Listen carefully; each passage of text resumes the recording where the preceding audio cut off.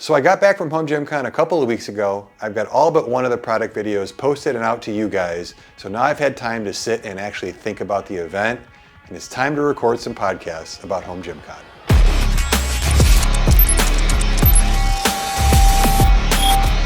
Welcome back to the GymCrafter podcast, everybody. My name is Tim. I am the head gym nerd here at GymCrafter.com, and wow, do I have a lot to talk about with you guys today.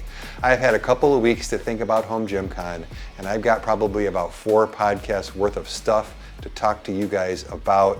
What a crazy event. I'm sure you've been watching all the coverage online, and I've got all of my product videos out. I've got an ATX video to finish. It's the last video I recorded while I was there. It's going to be one of the longer ones, but that's the only thing I have left to post from all the content I shot. I wanted to spend the first week when I got back just getting everything out to you guys that I could. I shot a lot.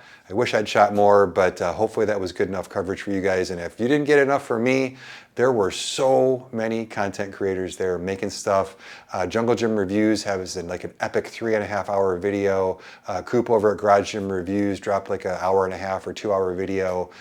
There's just all kinds of content out there about Home Gym Con. And that's actually one of the reasons why I waited to record these podcasts. I wanted to get out the content that I knew in my head what it was going to look like.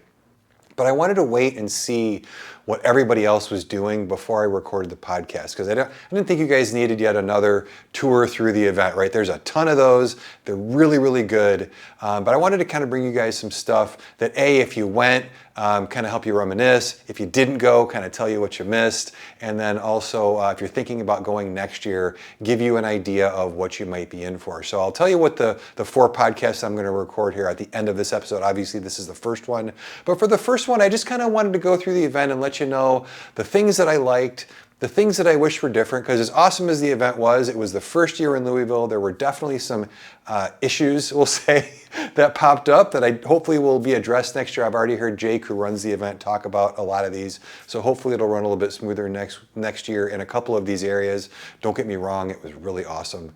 Nothing really to complain about. I want to talk about what my focus was when I got there and how you got the content that you got, and then basically what I learned that I'll take into next year. And to be honest, I'm partially recording this podcast so I can go back and watch it next year, because I'm going to outline what I think my content plan should be next year, because when I showed up, everything I'd planned went out the window. So I think I'm hopefully going to do a better job at that next year. But let's get into the podcast and talk about the event itself. Now, I've got my handy dandy little list and notes, because I've spent the last 2 weeks thinking about, like I said, what I liked, what I wish was different. And I want to start with the things that I liked. And guys, number one with the bullet, when I went to Home Gym Con last year, my favorite thing was the people. Now, very few of you knew me back then. I was working as a cameraman for John Greaves. I wasn't there for GymCrafter. GymCrafter wasn't that big at that point. It's not that big now, but I've got a lot more followers now. So really, I don't think anybody recognized me. There were no fans, quote unquote, to talk to or anything like that. And my favorite thing about the event last year was just meeting all of just the folks who were there, the other influencers, the other YouTubers, the people who ran the event, the vendors. Like, the people were the highlight of last year's show. And in the same vein, this year, the highlight of the show was the people, but not the same people as last year. Honestly, I didn't get to talk to any of the people I did last year, but I got to talk to a lot of you guys, and I got to tell you, thank you to everybody who came up and said hi. I know a lot of you are like, hey, I'm sorry, I don't mean to bother you. I know I was filming a lot when I was there, but my number one priority when I was there, and my number one favorite thing to do when I was there, was to talk to you. I met so many people who watch this YouTube channel, and just a few things. Number one, you guys are so nice. I really appreciate the kind words. The fact that you came up. I did see a bunch of people kind of staring, like looking like they wanted to walk up to me. Next year, if you go and you see me and you didn't do that, please walk up, say hi. This was the first time in my life I have ever had anybody ask to take a selfie with me, which was super strange at first. But by the end of the event, I'd taken quite a few. So that was really kind of humbling, to be honest with you. And it's kind of weird too, because I sit and talk to, I'm looking at a camera right now, right? But in your living room, I'm looking at you. So you guys have spent, for those of you who watch the channel a lot, you guys have spent hours and hours and hours listening to me talk, and me talking to you guys specifically.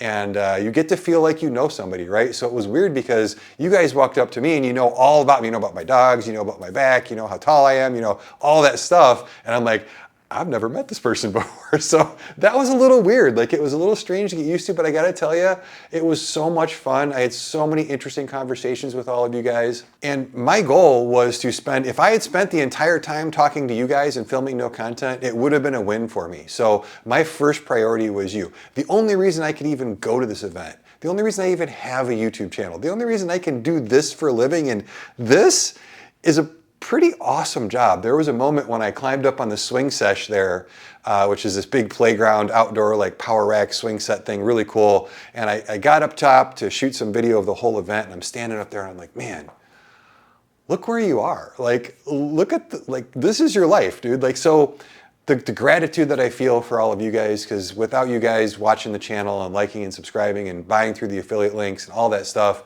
I would not have been there. I would not be able to do this. So I can't say thank you enough. It was really, really cool to meet all of you. And number one with a bullet, things that I liked about the event was meeting all of you guys. And I think it was neat because I think a lot more just general home gym folks went this year than last year.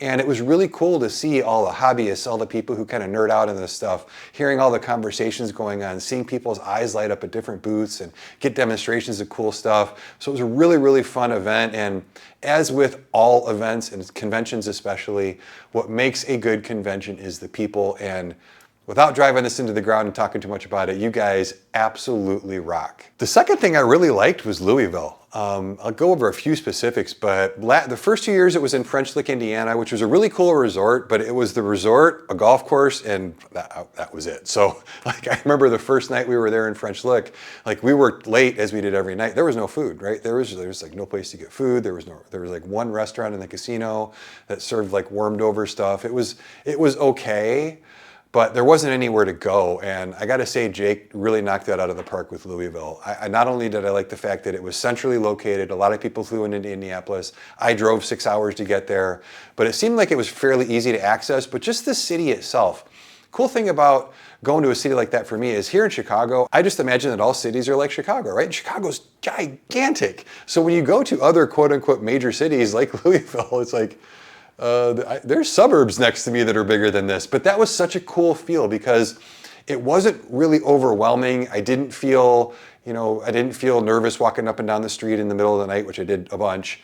But it was just a cool place, but there was lots of places to eat. There was lots of bars. There was lots of, and I don't drink, but there were just lots of cool things you could go do. There was live music every night down like 5 blocks from the hotel. Everything was within walking distance. I didn't have to take an Uber or a cab the entire time I was there.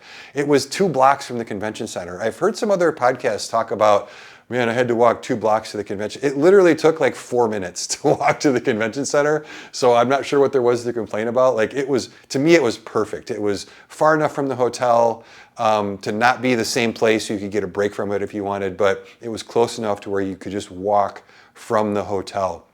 The city itself was really cool. I ended up eating at some really cool restaurants. My plan every day was I went and every night I ate dinner and I needed to find a place where I could edit and eat dinner. So I ended up eating at like a brewery. One night I went to this like out of the way little dirt pub bar place that was actually kind of cool. It was like about 4 blocks off the main strip.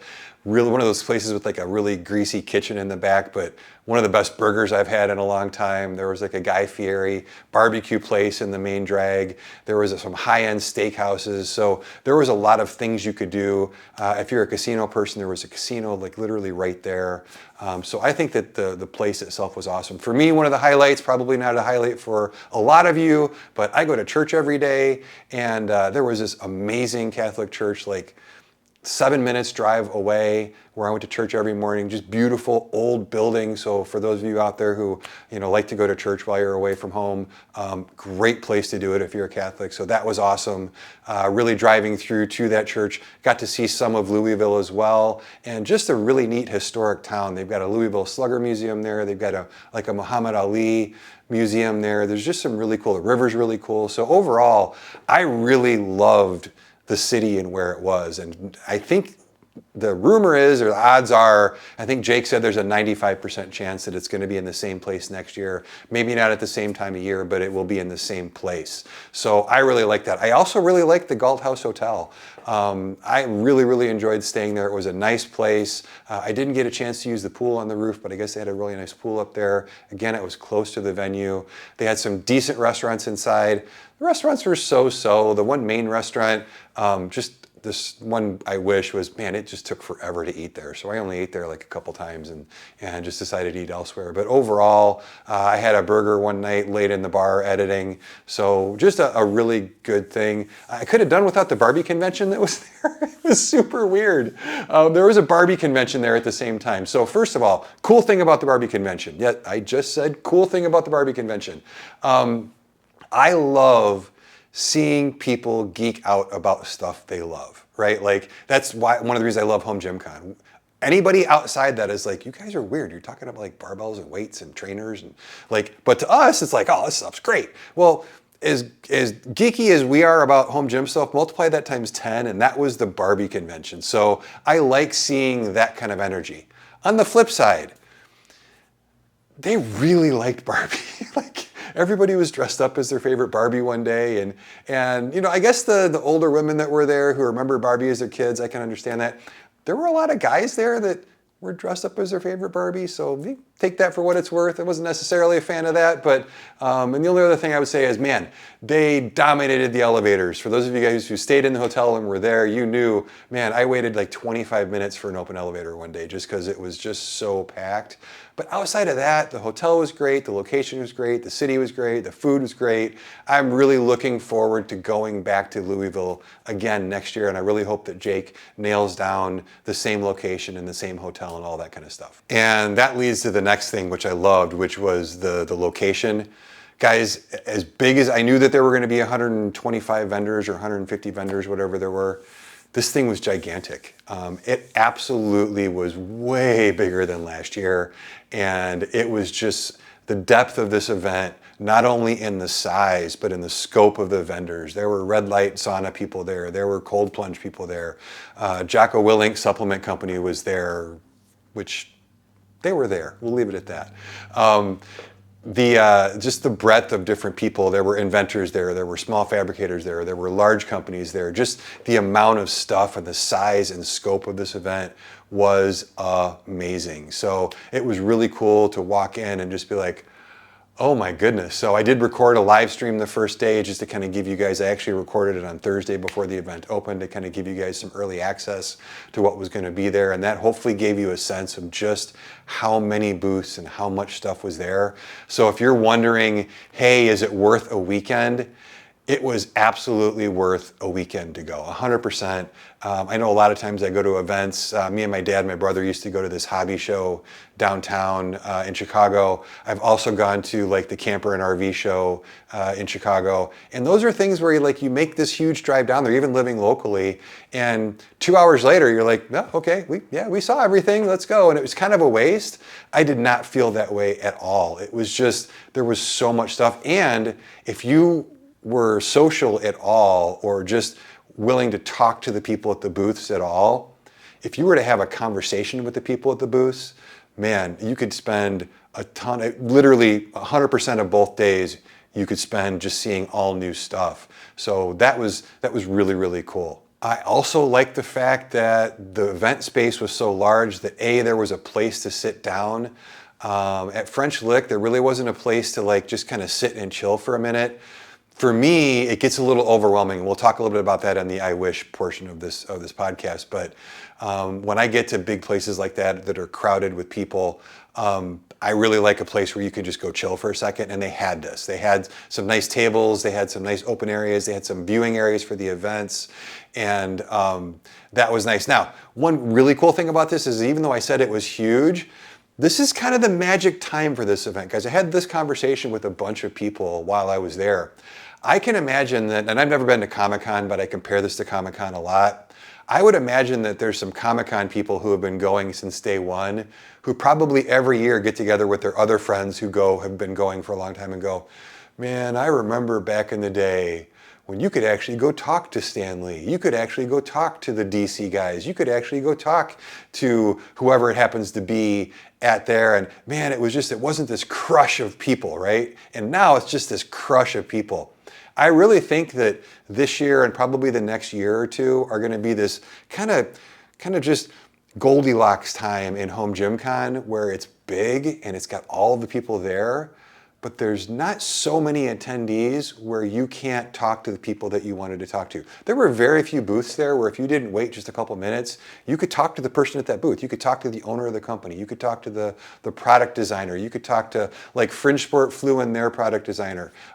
Force USA flew in their product designer from Australia. Like, you could talk to these people and have a long conversation with them without being jostled out of the way, and I really, really enjoyed that. So while the event was big and it had lots of vendors and it had lots of room to go chill out, it wasn't so big or so crowded that I felt like I couldn't really kind of get intimately involved with everybody there. Part of that big area, another thing that I really liked was that they had food there. So instead of living on protein bars, which, by the way, Rep has sent me a few things lately that aren't workout stuff. Like, they sent me these sweats that I'm wearing right now, which are really nice, by the way. Like, I don't know that I would have gone on Rep's website and actually bought training clothes from them. It's like, oh, are you just selling stuff just to sell stuff? Actually, I've got a few things from them. It's pretty nice. I wore a lot of it at the event, so that was nice, just as a heads up. But I also ate a lot of their protein bars, and I don't think they should be called protein bars. There's only like 10 grams of protein in each one, but they're like this whole food, natural, no preservatives, no junky stuff in it. They're actually pretty tasty. I gave a couple out to people that were there that were looking for some food. So I ate quite a few of those. So just as an aside, not trying to sell you that stuff, but if you're thinking about, you need something like that, Rep's got some of those. Those turned out to be pretty good. I carried them around in my backpack the whole time. They had food there, and the reason I ate so many protein bars is the first day they only had like protein bowls.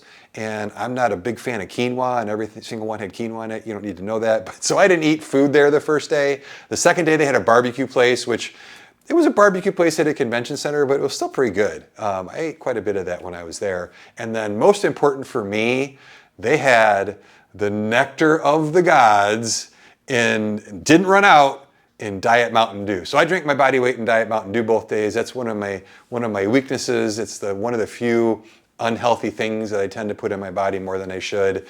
And it was nice because at an event like that, a steady drip of caffeine is helpful. And I don't like coffee, and I didn't bring any pre-workout. So and I guess I could have gone to the Jocko booth and gotten some pre-workout, but it was nice to have the Mountain Dew there. So it's cool if you go next year, there is food on site. And like I said, the convention center was right downtown. So you could literally leave and walk out the door, and you were one block from probably 15 different places you could have gone to eat. So really nice to have access to food this year. I loved that. So overall, the space, Louisville, I really think, as much as I like French Lick, and a few of us talked about, it was cool at French Lick. We were all in the same place. The hotel was attached to the event. Like, everybody was all around each other the whole time.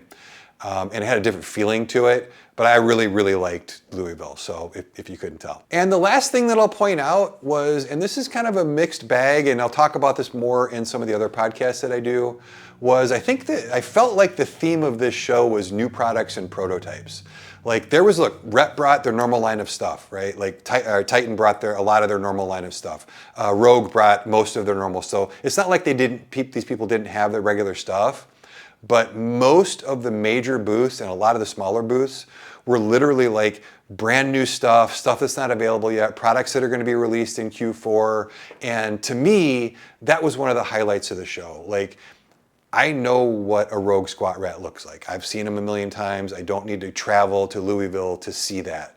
I know what the Fringe Sport barbells feel like. I didn't need to go to Louisville to see that. But what was cool is that these guys had not only their new products, so we're some of the first people to see the new products, but they also had an awful lot of prototypes, and they were there for a very specific reason, and that they wanted our feedback. I recorded a podcast not too long ago where I said one of the things that people need to change in the fitness industry, in the home gym industry, is instead of having your engineers test their own products, you need to have the people who use your products test your products and give you feedback. You'll release much better products, right? The products will be so much better when they came out. So I really like the fact that that's why these people flew their product designers into this show.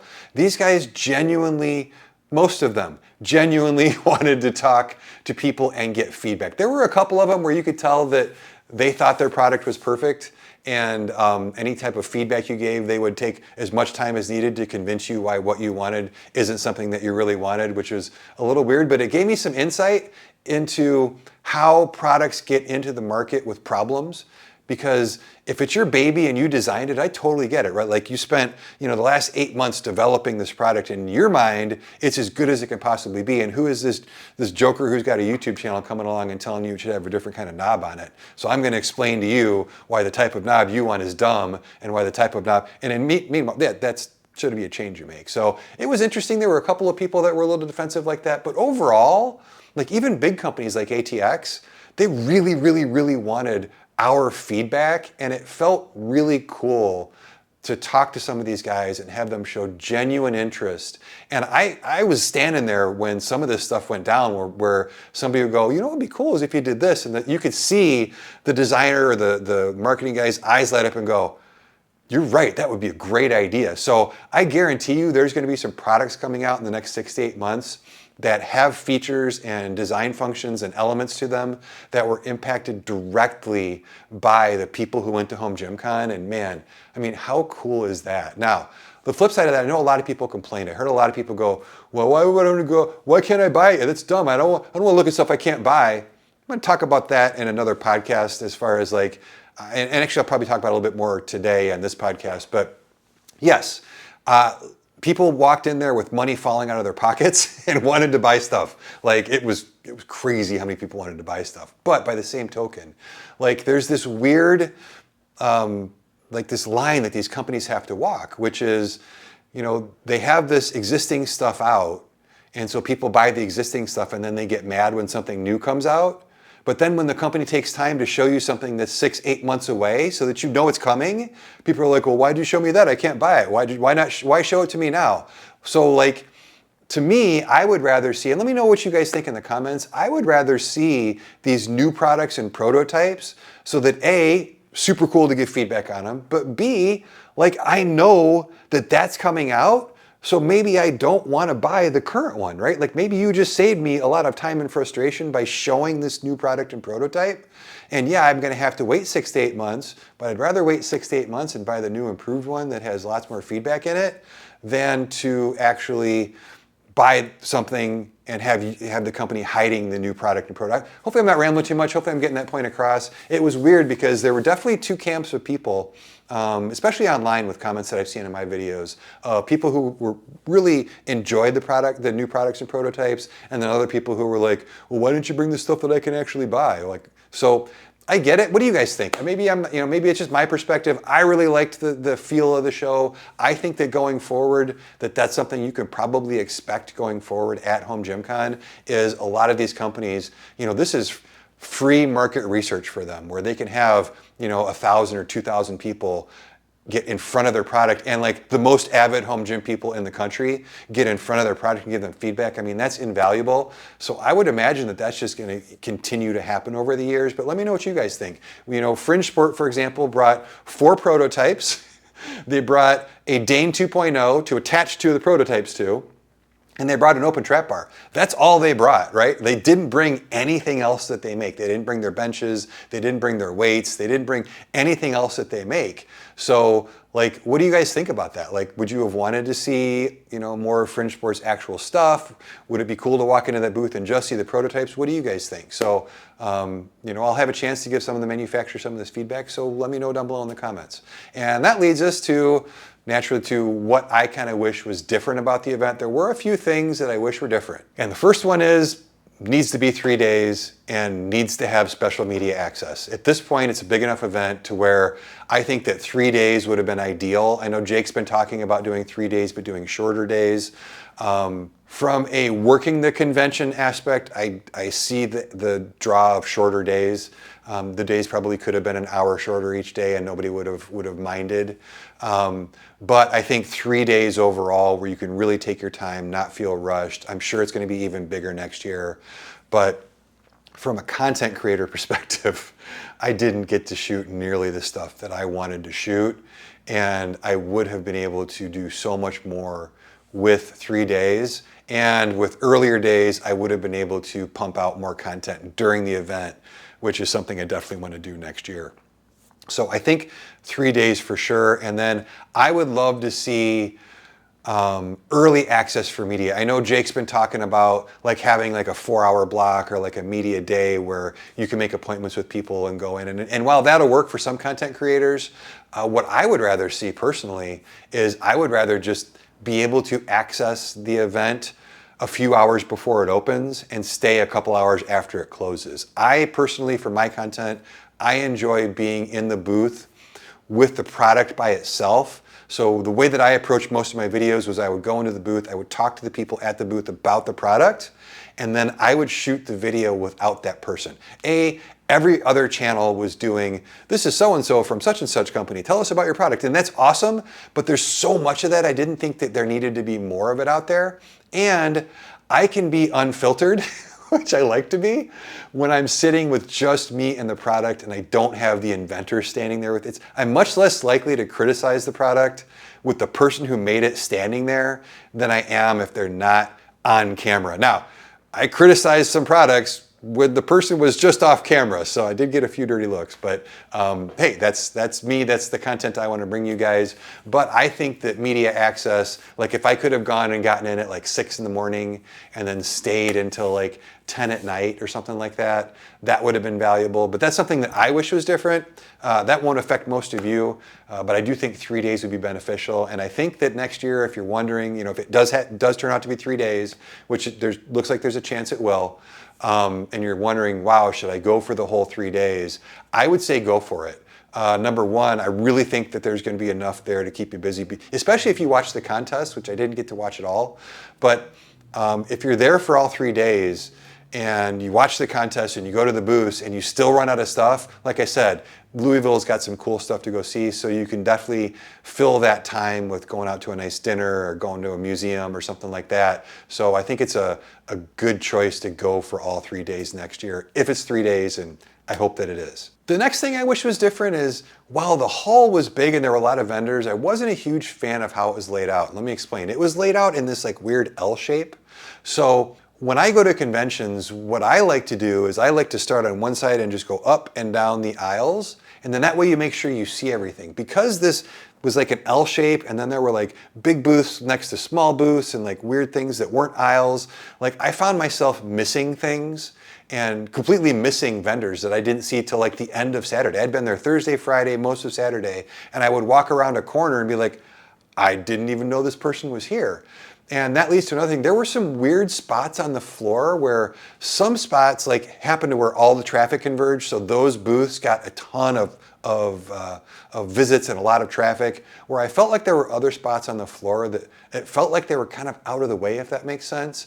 And I really kind of felt bad for some of those vendors, because it's like there's tons of people over here and then you're over here and there's nobody over here, right? So it was weird. I hope next year that they lay it out just a little bit differently so that it's easier to navigate. I also wish, and they might have had this, I could have just missed it, I wish that they had had a program.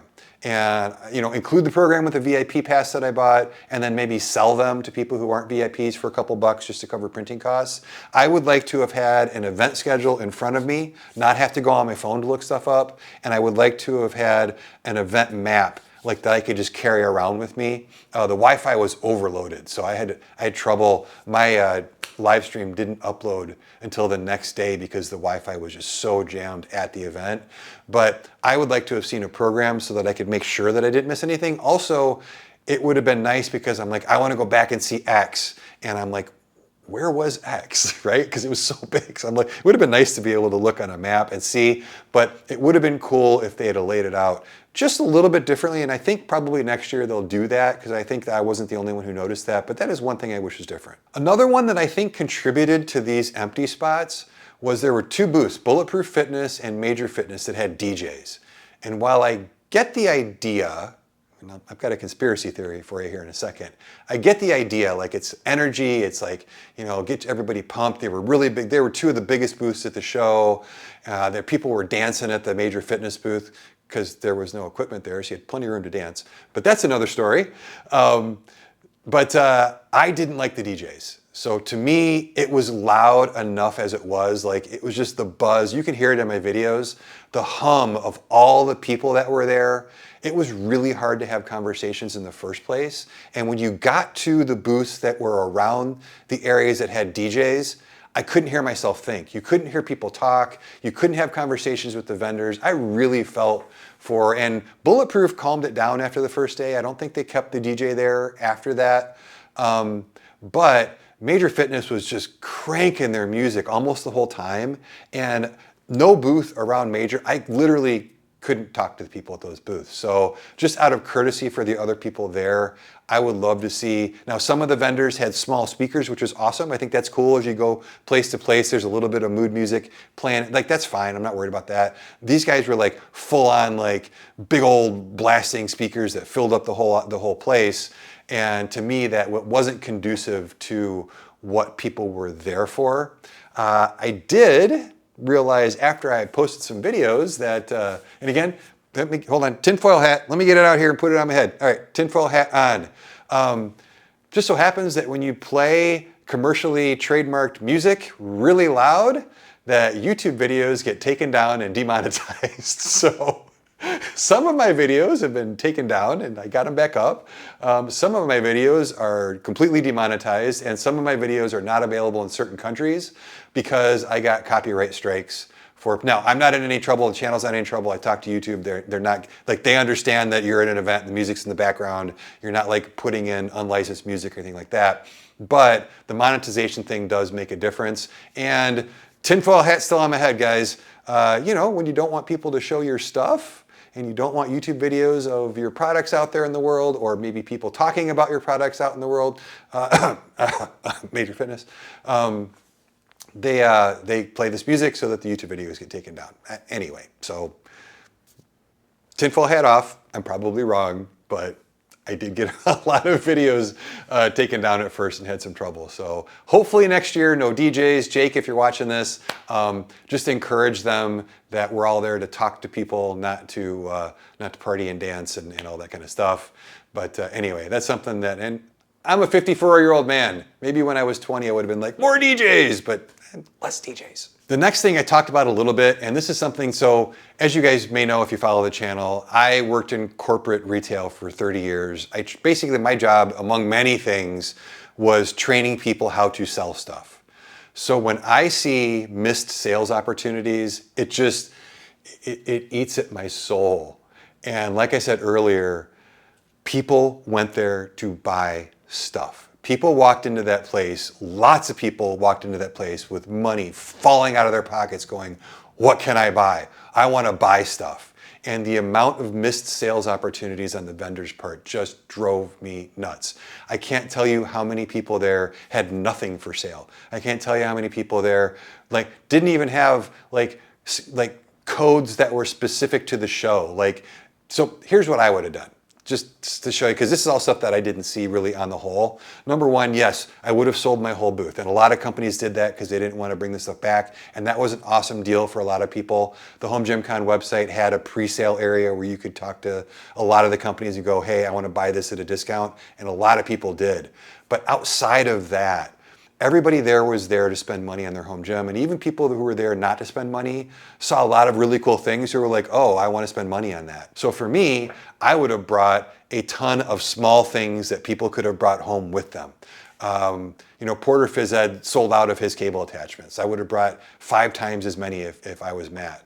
I happened to get, and I'll show you another podcast, a prototype that he brought, but people were literally like fighting over trying to buy these prototypes. And I think it's just because these are small, nice things, and nice things that once you put your hands on them, you're like, ooh, that's really nice. Like the stuff that doesn't come across online, you've got an opportunity at the show to put your product in a customer's hand so that they can actually feel it, see it, taste it, touch it, and really develop a desire for it. And you can close the sale right there, right? Like they are ready to buy right there. So if I was a vendor, I would have brought a lot of small stuff that people could have brought with. And then for the big stuff, I would have had a giant banner up at my thing and a kiosk ready to go where it's like order during show hours. Not like take this code home and use it next week.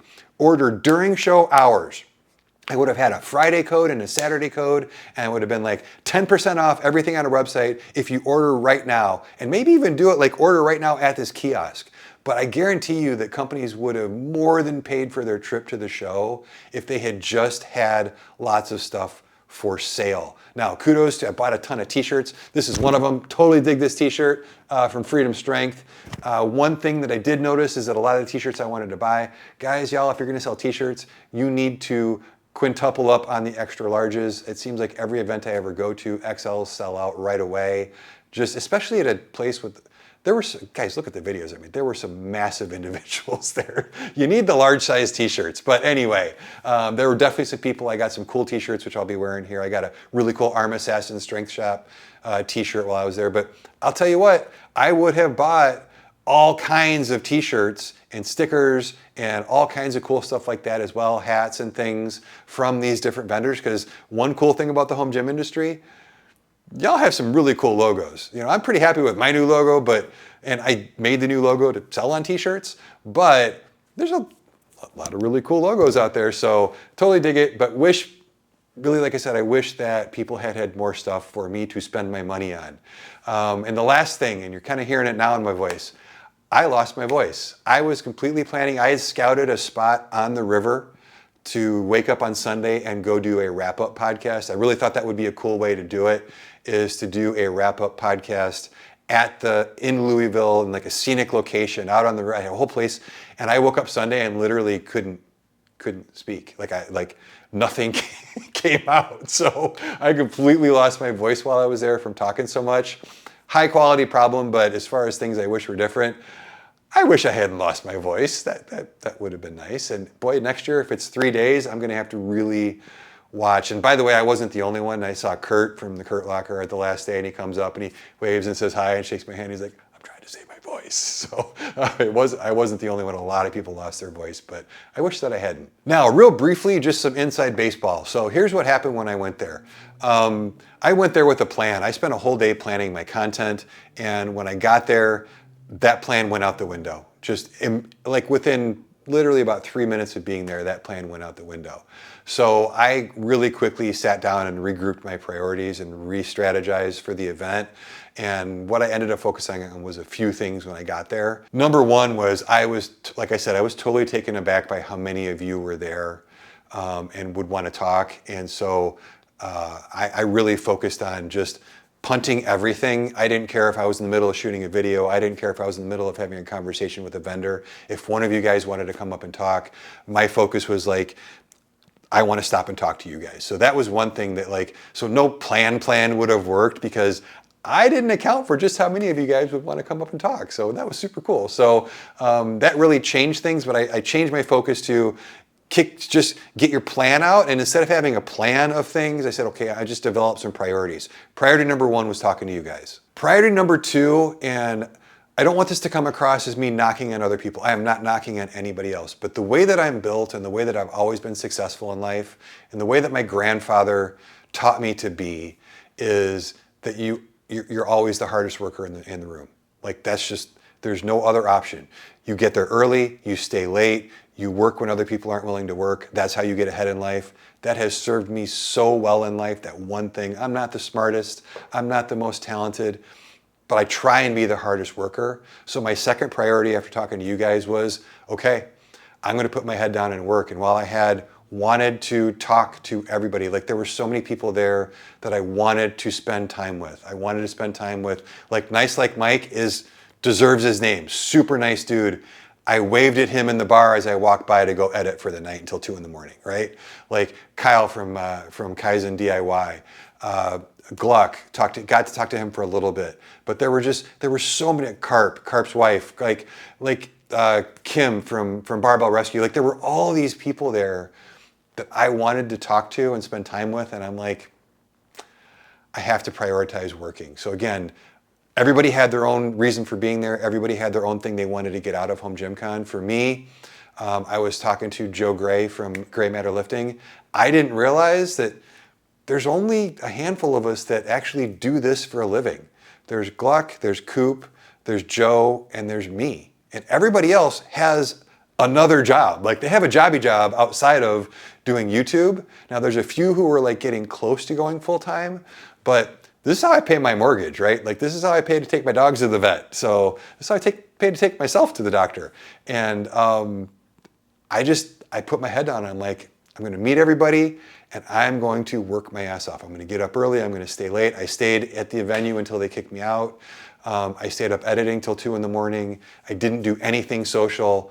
So my priority was just like, whatever I'm trying to do, I just wanted to work. The next thing was because I realized very quickly this was a new product and prototype show, my goal was what products are here that have 2 really important characteristics. Number 1, super hot and anticipated, and number 2, no videos on YouTube yet. So I'm super proud that I had the first video on YouTube from a creator on the Rep Fitness leg developer, and I had the first video out on the Dialed Motion leg developer. Now there were some shorts and stuff from people who were there early, like on Wednesday and Thursday, but I had the first actual produced and edited video out for those 2 products, and those 2 videos have done really well on the channel. And so my priorities very quickly shifted to what can I do to beat other people, right? Because I am not going to be able to compete with Coop and Gluck just because of the size of their audience. So I have to be able to have things they don't have.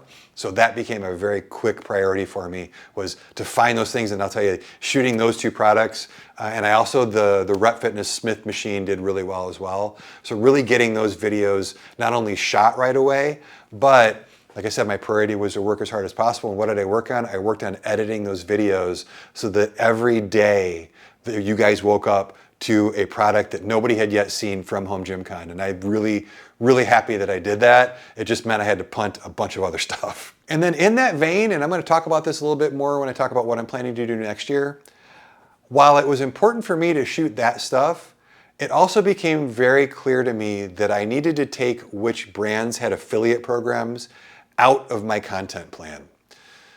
What I mean by that is, like I said, I'm one of the few people who do this full-time for a living.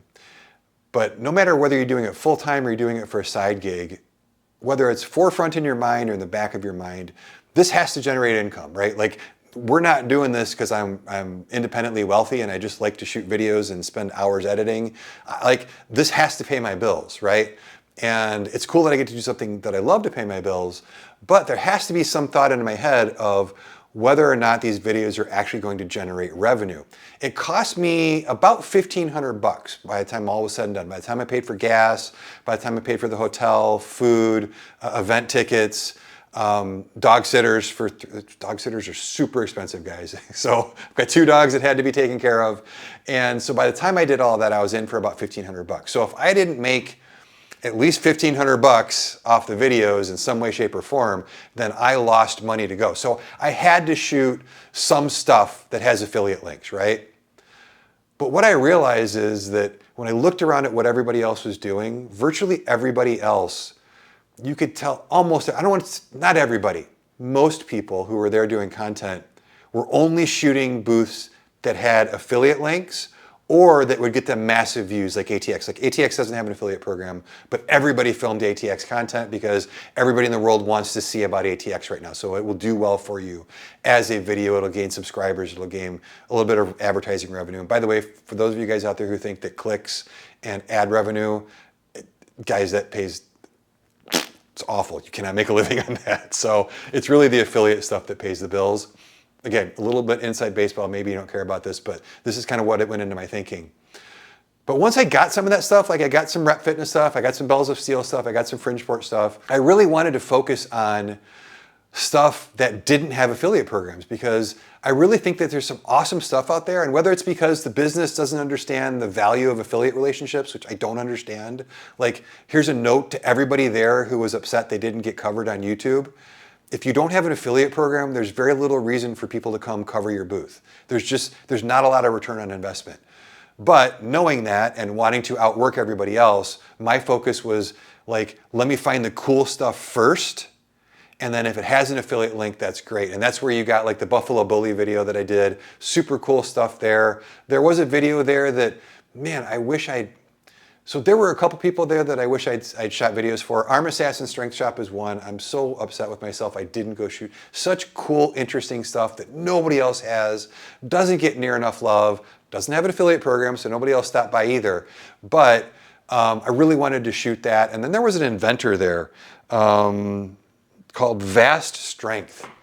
Vast Strength was this single product, like the two product inventor. He didn't actually have anything for sale. This was literally just stuff that he'd come up with. Guys, I've been thinking about this guy's stuff the whole time since he's shown it to me. He's only got a YouTube channel. I'll link it down below. But he makes these J-hooks that sit diagonally on your rack, that if you've got a half rack where you've got the landmine in the back corner and you want to rest it on a J-hook, like, dude, this thing's, I want one. He's also got this way to hang another upright diagonally. So for all of us who are crammed in on space, he had these two, he really had three things, I guess. He had that, and then he had these cool little hooks to hang your safety straps. But like no affiliate program, nothing to sell. But man, I should have shot a video there. Like I should have shot a video there. So I was focused on that. But when I'm going, and this will lead into what I want to do next year. So taking all of that into consideration, and a lot of rambling apparently, next year what I want to do is I kind of want to do the same thing. What I want to do is I want to get there. I'm going to shoot a tour, not a live stream, because a live stream just didn't edit and post real well. But I'm going to shoot a tour first thing, hopefully before the event opens on its first day. And then I'm going to go edit that and post that so that within the first couple hours of the event, the people who are local and are deciding whether or not to go, and also the people who just couldn't go but want to see, you're going to have a full tour of the event. You won't have to wait till afterwards. You're going to have a full tour right off the bat. I'm then going to shoot, again, the products that don't have videos. But then what I really want to do is I want to spend all next year, once I get that stuff done, I'm going to throw affiliate earnings out the window, and I am going to try and get as many of these small independent booths that just nobody else is shooting, so that you guys can see the cool stuff. Because when I went over all the things that I liked, one thing that I skipped and I saved till now is there is so much cool stuff that even if you know your way around the home gym internet, you're just never going to find. You're never going to see Vast Strength through a Google search for anything. Like there were so many things there that you could only really be exposed to there. And I walked right past so many of them, and all of the content creators walk right past so many of them. And yeah, I get it. Look, we've all got to pay for our trips. We've all got to earn a living. But I really think that to cover this event right, and I really want to do this next year, that hitting these small booths, and even if it's like 4 or 5 minute videos each, which is all it would take, that's my focus for next year. So that's kind of what I learned and what I want to focus on next year. And geez, we're at 15 minutes of me talking and I'm starting to lose my voice again. So let me tell you what's coming up on GymCrafter. I've got 3 more podcasts planned. I've got one already written and outlined. It's called 11 Things I Learned at Home Gym Con. You just got all the details about Home Gym Con. What I'm going to do in the next 3 podcasts is, when I was sitting there, I looked up. So at Home Gym Con, there was the floor, and then there was this office with windows, and that's where Jake was. Every time I looked up, Jake was like pacing back and forth, like looking at the floor, like making sure everything was going well. By the way, one of the things that was, I don't think I mentioned this, the event ran so smoothly, guys. Jake and his team, for such a small, you'd be surprised how small of a team he has that helps him with his event. Everything ran so well. The volunteers were so nice and friendly, and just really ran well. But I'm looking up there and I'm like, let me look at this from like a higher up view. Let me pull back from the individual odds and ends and bits and bobs that you could buy and look at, and just look at the home gym industry as a whole. So my next 3 podcasts are kind of be more perspectives that I gained and things that I learned. So the next one's going to be 11 things I learned at Home Gym Con. The next one after that is going to be trend spotting. I realize I'm like looking around for like trends of things that are dying, things that are coming. I want to talk about kind of some trends to look for, what I think about them. Are they valuable? Are they not valuable? Things like that. And then the last episode is going to be what did I buy? Because I bought some stuff. I came home with quite a bit of stuff, actually. What do I want to buy after being there? Like maybe I didn't buy it when I was there, but boy, I just bumped up my to buy list.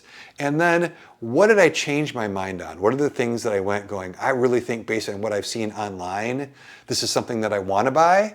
And then when I got there and I used it, I was like, I actually don't want to buy this. I'm glad I came here to try it out. So those are the next 3 podcasts. If you've watched this long, as always, thank you for watching this long. Thank you for all of the views and likes on the Home Gym Con content. Hopefully I got some of you guys a little bit of a taste if you couldn't go. Hopefully I helped fill in some of the blanks for those of you guys who went and missed stuff. But I had a blast if you couldn't tell. I'll definitely be going again next year. By the way, Jake typically once the event is set up, he'll open pre-sale typically pretty easily. I got my tickets for a song because I bought them like the day that he offered them. So I will be doing that again. I'll be buying my tickets again the day that they go on sale. Definitely do that as well. The VIP package I thought was absolutely worth it. Got a cool hat, got a cool shirt, got early access to the event before other people. Jake's talking about adding some other stuff. There's a cool meet and greet with a ton of people where you can actually sit around and talk to us that I spent some time at. So that was definitely worth it, but definitely buy your event tickets as soon as they go on sale. And that is all I have for this wrap-up episode for Home Gym Con 2025 in Louisville, Kentucky. Like I said, thanks for all doing all the stuff you guys do. Again, thank you for coming up and saying hi. And man, you guys, selfies. Really? People want to take selfies with me? That's so crazy to me. But anyway, thanks again, guys. Thanks for watching this long. And until the next podcast, review, or whatever video you tune in here for, I'm Tim with GymCrafter.